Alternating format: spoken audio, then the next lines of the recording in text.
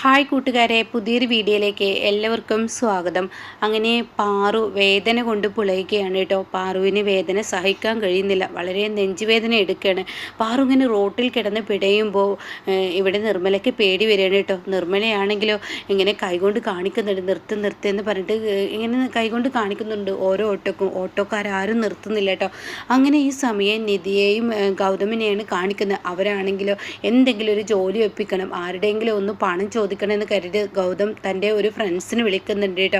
അപ്പോൾ ഈ സമയം അയാളോട് പറയാണ്, അതെ എനിക്ക് 1,00,000 രൂപ ഒന്ന് തന്ന് സഹായിക്കാൻ പറ്റുമോ എന്ന് ചോദിക്കുകയാണ്.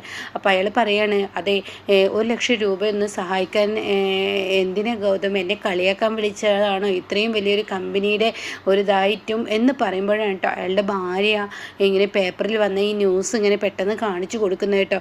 അത് കാണുന്നതിനോടുകൂടി ഉടനെ അയാൾ പെട്ടെന്ന് ഗൗതമിനോട് പറയും, ഒരു മിനിറ്റ് ഇട്ടോ എന്ന് പറയണേ.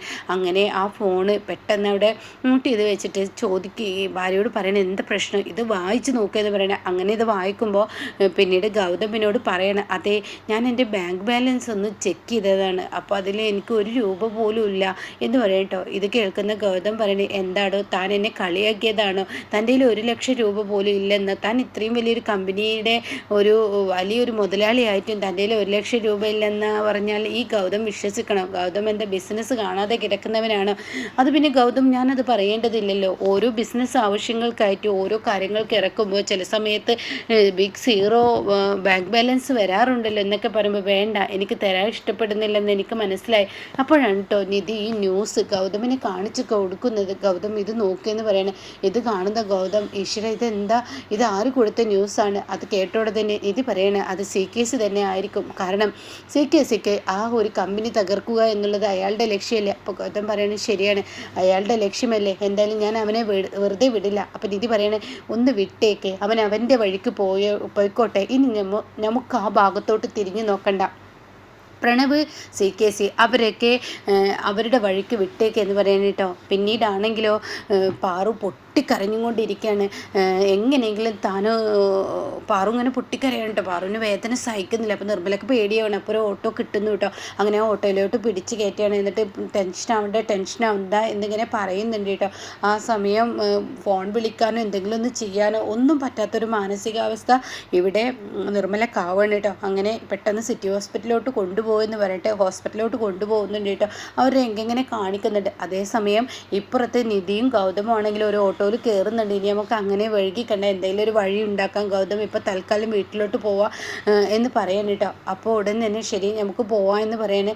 അങ്ങനെ ഇവർ പോകുന്ന സമയത്ത് നിധി പറയണേ, നമുക്ക് എന്തായാലും നമ്മുടെ സ്വർണ്ണം എന്തെങ്കിലും പണയം വെച്ചാലോ അങ്ങനെ എന്തെങ്കിലും ചെയ്താലോ നമുക്ക് എന്തെങ്കിലും ഒരു ജോലി കിട്ടുക എന്നൊക്കെ പറയുമ്പോൾ അതൊക്കെ പിന്നീട് ആവാം എന്ന് പറയാൻ കേട്ടോ. അങ്ങനെ അവർ ഓട്ടോയിൽ കയറി പോവുകയാണ്. അങ്ങനെ ഇവരാണെങ്കിൽ ഒരു സൈഡിലൂടെ ഇങ്ങനെ ഓട്ടോ പോകുമ്പോൾ ഇപ്പുറത്ത് പാറുവും നിർമ്മലയും കൂടി വേദന കൊണ്ട് പാറുവിനെയും കൊണ്ട് നിർമ്മല പൊട്ടിക്കരഞ്ഞും കൊണ്ട് ഒരു സൈഡിലോട്ട് പോകുന്നുണ്ട്. പക്ഷെ ഇവരുടെ കണ്ണിൽ പെടുന്നില്ല കേട്ടോ. അങ്ങനെ അത് രണ്ടും അങ്ങോട്ടും ഇങ്ങോട്ടുമായി കടന്നു പോവുകയാണ്. പിന്നീടാണെങ്കിലോ ഇവിടെ ഇങ്ങനെ വസുന്ധരയാണ് കാണിക്കുന്നത്. വസുന്ധരയ്ക്ക് ഇങ്ങനെ ദേഷ്യം പിടിക്കണം. എത്ര നേരമായി അവനെ ഞാൻ കാത്തു നിൽക്കുന്നത്, അവന് യാതൊരു വിലയും നിലയും അവനില്ല. ഒരു ജോലിക്ക് ആദ്യമായി പോകുമ്പോൾ അത് കറക്റ്റ് സമയത്ത് ഇറങ്ങണ്ടേ രാഹുല എന്നൊക്കെ പറയുന്നുണ്ട്. പക്ഷെ അതിനൊന്നും അവന് ഒരു ഇതില്ല എന്നൊക്കെ ഇങ്ങനെ പറയുന്ന സമയത്താണ് കേട്ടോ വസുന്ധരയെ മുന്നിലോട്ട് പ്രണവ് കയറി വരുന്നത്. പ്രണവിനെ കാണുന്ന വസുന്ധര ദേഷ്യത്തോടു കൂടി ചോദിക്കുകയാണ്, എന്താ പ്രണവ്, ഒരു ജോലിക്ക് കയറുമ്പോൾ അതിൻ്റേതായ ഒരു ഉത്തരവാദിത്തമൊക്കെ വേണ്ടേ, കറക്റ്റ് കമ്പനിയിലോട്ട് പോകണ്ടേ, നീ എന്തോന്നായി കാണിച്ചു വെച്ചിട്ടിരിക്കുന്നത്, നീ എങ്ങോട്ടാണ് പോയത്, ഞാൻ ഒരുങ്ങി നിൽക്കുന്നത് തുടങ്ങിയത് എത്ര നേരമായി എന്ന് പറയുമ്പോൾ ശിവാനി വരികയാണ് കേട്ടോ. ശിവാനി ചോദിക്കുകയാണ്, എല്ലാം പ്രണവ് എങ്ങോട്ടാണ് പോയത് എന്നിങ്ങനെ ചോദിക്കുന്നുണ്ട് കേട്ടോ. അപ്പോൾ ഉടൻ തന്നെ, അതെ ഞാനൊരു കാര്യത്തിന് വേണ്ടി പോയതാണോ, തനിക്കൊരു സർപ്രൈസ് തരണം. അത് കേട്ട് രേണുക വരികയാണ്. സർപ്രൈസോ, എന്താ ഈ പറയുന്നത്, അതെ സർപ്രൈസ് തരണം. അപ്പോൾ വസുന്ധര പറയണേ, ഈ സമയത്താണോ സർപ്രൈസ്, പിന്നെ എനിക്ക് സർപ്രൈസ് തരണമെന്ന് എൻ്റെ ഭർത്താവിന് തോന്നിയിട്ടുണ്ടെങ്കിൽ അത് അതിൻ്റേതായ സമയത്ത് തരണ്ടേ എന്ന് ശിവാനി അപ്പോഴേക്കും വസുന്ധരയോട് പറയണേ കേട്ടോ. അപ്പോൾ വസുന്ധര, പ്രണവ് നേരം വഴുകുന്നു, അപ്പോൾ ഉടൻ തന്നെ ആൻറ്റി ഒന്ന് വെയിറ്റ് ചെയ്യൂ, ഇവൾക്ക് കൊടുക്കാനുള്ള സർപ്രൈസ് കൊടുക്കട്ടെ. അപ്പോൾ ഉടൻ തന്നെ ശിവാനി ചോദിക്കുക, എനിക്ക് എന്തോ സർപ്രൈസാണ് കൊണ്ടുവന്നിരിക്കുന്നത്. അത് കേട്ട ഉടൻ തന്നെ നീ പറ എന്ന് പ്രണവ് പറയണേ. അപ്പോൾ ശിവാനി പറയണേ, അതെ ഞാനന്ന് പറഞ്ഞില്ലേ ഒരു പട്ട് സാരിയെക്കുറിച്ച്, ആ സാരിയാണ്, ഓ അതൊന്നുമല്ല എന്ന് പറയണ കേട്ടോ. അപ്പോഴേക്കും രേണുക പറയണേ, എന്നാൽ ഞാൻ പറഞ്ഞോട്ടെ, എന്താ അത് പിന്നെ നീ ഇവൾക്ക് വലിയ വേറെന്തെങ്കിലും ഒരു മൊബൈലോ കാര്യങ്ങളോ എന്തെങ്കിലും കൊണ്ടുവന്നതായിരിക്കും.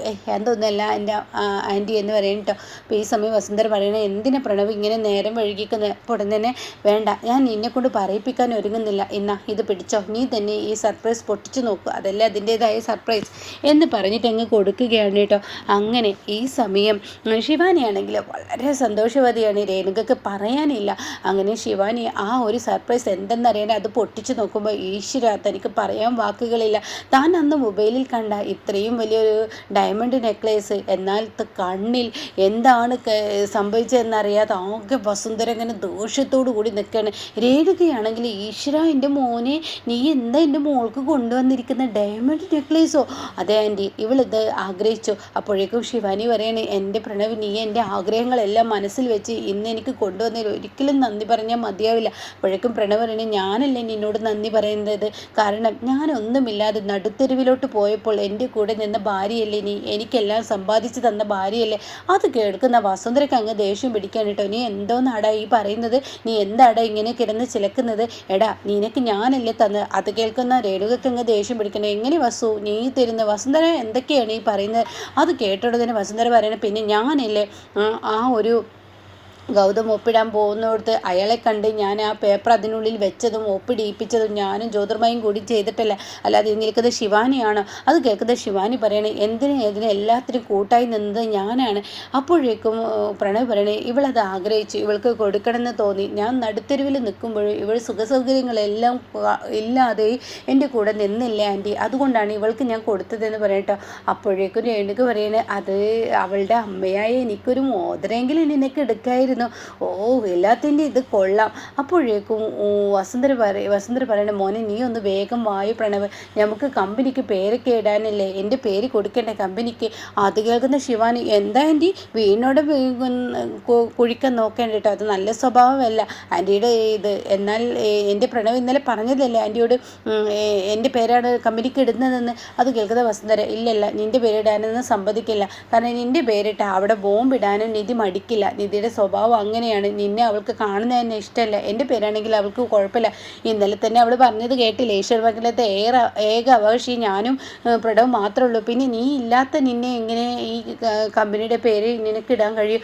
അപ്പോൾ അത് കേൾക്കുന്നതിനോട് കൂടി ഉടൻ തന്നെ രേണുക പറയണം, അതെങ്ങനെ ശരിയാവും, എൻ്റെ മകളുടെ പേരല്ലേ ഇടേണ്ടത്? അപ്പോൾ ശിവാനി പറയണേ, നിങ്ങൾ എന്ത് പറഞ്ഞാലും ശരി, എൻ്റെ പേരേ എടുത്തോളൂ. അങ്ങനെ വസുന്ധരയും ശിവാനിയും കൂടി ഒരു വഴക്കാവെന്ന് കാണുമ്പോൾ രേണുക പറയണേ, ശരി, ഇനിയിപ്പോൾ ഇതിൻ്റെ പേരിൽ ഒരു പ്രശ്നം വേണ്ട പ്രണവ്, നമുക്കൊരു കാര്യം ചെയ്താലോ, നമുക്ക് നറുക്കിട്ടിട്ട് ആരുടെ പേരാ വരുന്നെങ്കിൽ അവരുടെ പേരങ്ങ് ഇട്ട് കൊടുത്താൽ സംഭവം പ്രശ്നം അവിടെ തീർന്നല്ലോ. അപ്പോൾ ഉടൻ തന്നെ പ്രണവ് പറയാം, അതാ നല്ല ഒരു കാര്യമാണ്, ആൻറ്റി പറഞ്ഞത് ശരിയാണെന്ന് പറഞ്ഞ് നറുക്കിടാൻ തുടങ്ങുകയാണ് കേട്ടോ. അങ്ങനെ രേണുക തന്നെ ഒരു പേപ്പർ എടുക്കുകയാണ്. ആദ്യം ശിവാനിയുടെ പേര് എഴുതുന്നു എന്ന് പറഞ്ഞിട്ട് വസുന്ധരയ്ക്ക് കാണിച്ചു കൊടുക്കുകയാണ്. വസുന്ധര ഒരുപാട് പ്രതീക്ഷയോട് കൂടി നിൽക്കുകയാണ്. പിന്നീട് വസുന്ധരയുടെ പേര് എഴുതുമ്പോൾ, അങ്ങനെ നീ സുഖിക്കണ്ടേടി. അപ്പോൾ അതിനിടയ്ക്ക് ശിവാനി പറയുന്നുണ്ട്, വേണ്ട അമ്മേ, ഇങ്ങനെയുള്ള പരിപാടികൾ ചെയ്താൽ ഇവരുടെ പേര് വീണാൽ ഞാൻ ഇവരുടെ പേര് ഇടേണ്ടത്, അത് വേണ്ട, നീ മിണ്ടാതിരിക്കും മോളെ. അപ്പോൾ ഉടൻ തന്നെ പ്രണവ് പറയണേ, മിണ്ടാതിരിക്കും ശിവാനി, എനിക്ക് രണ്ടുപേരും വേണം. അപ്പോൾ അതുകൊണ്ട് തന്നെ ഇങ്ങനെ ഒരു ഐഡിയ നിൻ്റെ അമ്മ പറഞ്ഞതിൽ തെറ്റില്ല എന്ന് പറയണേ. അപ്പോൾ വസുന്ധരയുടെ പേര് എഴുതുന്ന സമയത്ത് വസുന്ധര അങ്ങനെ പ്രതീക്ഷയോടുകൂടി തൻ്റെ പേരായിരിക്കും അതിൽ എഴുതുന്നുണ്ടാവുക എന്ന് പറയുമ്പോൾ രേണുക പറയാണ്, നീ കണ്ണിട്ട് കാണിക്കണേ, മിണ്ടാതിരിക്കുക എന്ന് പറയുന്നുണ്ട്. രേണുകയാണെങ്കിൽ, എന്തിനു ഞാൻ അവളുടെ പേര് എഴുതണം? അത് വേണ്ട, എൻ്റെ മോളുടെ പേര് തന്നെ 2 പേപ്പറിലാകട്ടെ എന്ന് പറഞ്ഞിട്ട് രേണുക ശിവാനിയുടെ പേര് എഴുതാണ് കേട്ടോ. എന്നിട്ട് പ്രണവിൻ്റെ കയ്യിലങ്ങ് കൊടുക്കുകയാണ്. പേപ്പർ ചുരുട്ടി കുട്ടി വസുന്ധര പൊട്ടിയായി നിൽക്കുന്നു. അങ്ങനെ 2 പേപ്പറും കൂടി അങ്ങ് കുലുക്കിയിട്ട് താഴോട്ടിട്ട് കൊടുക്കുകയാണ് കേട്ടോ. താഴോട്ട് ഇടുന്നതിനോട് കൂടിയിട്ട് ഇവിടെ തന്നെ പ്രണവ് പറയണേ, വസുന്ധര ആൻറ്റി തന്നെ എടുത്തോളൂ എന്ന് പറയണേ. അങ്ങനെ വസുന്ധര എടുത്ത് പ്രണവിൻ്റെ കയ്യിൽ കൊടുക്കുകയാണ്. പേപ്പർ തുറന്നു നോക്കുമ്പോൾ അല്ല, അതിൽ കാണുന്ന കാഴ്ച ശിവാനിയുടെ പേര് കേട്ടോ. ഇത് കാണുന്ന വസുന്ധര ആകെ കിളി പോയി, ഈശ്വര, ഇവളുടെ പേര്. അപ്പോൾ ആൻറ്റി പ്രശ്നം തീർന്നല്ലോ, ഇനി ശിവാനിയുടെ പേര് കമ്പനിക്കാവട്ടെ, അതായിരിക്കും ഏറ്റവും നല്ലതെന്ന് പറയുന്നത് കേട്ടോ. ഈ സമയം മോളെ ഇങ്ങനെ നോക്കുകുത്തിയായി നിൽക്കാതെ പെട്ടെന്ന് വാ. അപ്പോഴേക്കും പ്രണവ് പറയണേ, ഞാൻ പെട്ടെന്ന് റെഡിയായി വരാട്ടോ ആൻറ്റി എന്ന് പറഞ്ഞിട്ട് ഉള്ളിലോട്ട് പോവുകയാണ്. ഇതേ സമയം രേണുക പെട്ടെന്ന് അവിടെ വീണ് കിടക്കുന്ന 2 പേപ്പർ, രേണുകയുടെ മകളുടെ പേര് ശിവാനിയുടെ പേരാണല്ലോ എഴുതിയിരിക്കുന്നത് രേണുക. അങ്ങനെ ആ 2 പേപ്പറും പതിയെ അടിച്ചു മാറ്റി അവിടെ നിന്ന് പോകുമ്പോൾ വസുന്ധരക്ക് ഇങ്ങനെ ദേഷ്യം കയറണം കേട്ടോ. എന്നാൽ ഈ സമയം ഹോസ്പിറ്റലിൽ എത്തിയിരിക്കുകയാണ് പാറുവിനെയും കൊണ്ട്. അപ്പോഴേക്കും ഹോസ്പിറ്റലിൽ എത്തുന്നതും പെട്ടെന്ന് സ്ട്രക്ചർ വരുന്നു. പെട്ടെന്ന് പാറുവിനെ ഐസിയിലോട്ട് കയറ്റി പറ്റുന്നു, ഇത് സീരിയസ് ആണ്, അറ്റാക്കാണെന്നൊക്കെ അവർ തമ്മിൽ പരസ്പരം ഇങ്ങനെ പറയുന്നുണ്ട്. അത് കേൾക്കുന്ന നിർമ്മലക്ക് പേടി വരികയാണ്. ഈശ്വര, ഇവരുടെ ജീവൻ രക്ഷിക്കാനാവുമോ എന്നൊക്കെ ഇങ്ങനെ പരസ്പരം പറയുന്നത് കേൾക്കുമ്പോൾ നിർമ്മല പേടിയോടുകൂടി ഗൗതമിനെ വിളിക്കാൻ കേട്ടോ. ഗൗതമിനെ വിളിക്കുമ്പോൾ ഹലോ എന്താ അമ്മേ എന്ന് ചോദിക്കുമ്പോഴേക്കും നിർമ്മല പൊട്ടി കരയാണ് കേട്ടോ. ഇത് കേൾക്കുന്ന ഗൗതം എന്ത് പറ്റി എന്ന് ചോദിക്കുന്നുണ്ട്. ആ സമയം പറയാണ് പാറുവിന് സുഖമില്ലാതെ ഹോസ്പിറ്റലിൽ കൊണ്ടുവന്നിരിക്കുന്നു എന്ന സത്യം വെളിപ്പെടുത്താണ് കേട്ടോ. ഇനി ഇങ്ങനെയൊക്കെയുള്ള ഒരു എപ്പിസോഡാണ് ഇനി വരാനിരിക്കുന്നത് കേട്ടോ.